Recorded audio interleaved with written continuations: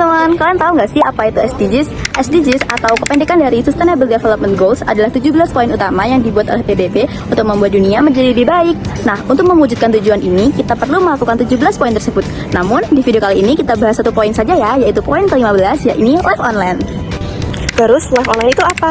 Live online itu adalah salah satu dari tujuan SDGs yang ngajak kita untuk jaga kehidupan di darat. Contohnya kayak tumbuhan, hewan, dan hutan. Tujuannya supaya alam tetap sehat, hijau, dan lestari.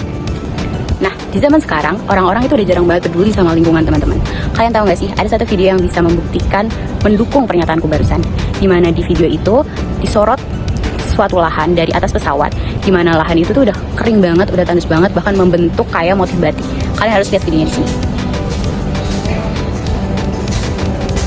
Ini bukan masalah sederhana loh teman-teman, ini masalah super serius yang terjadi di lokal maupun global. Salah satu contoh lokal yang bisa kita lihat itu terjadi di Bali, di mana di Bali itu terjadi pengalih fungsian lahan yang secara terus-menerus, sehingga daerah resapan air di sana itu terus berkurang dan terjadilah banjir bandang yang tidak berkesudahan.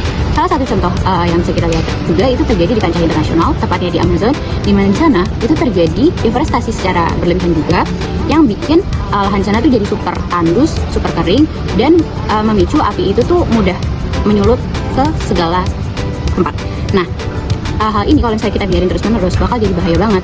Dampaknya bisa domino banget loh teman-teman. Contohnya bencana, kayak bencana banjir, tanah longsor, kebakaran hutan, yang nantinya bisa bikin habitat hewan itu hilang. Terus manusia juga kena efeknya, kayak krisis air, polusi udara, terus perubahan iklim. Kayaknya kita harus ngelakuin sesuatu nggak sih?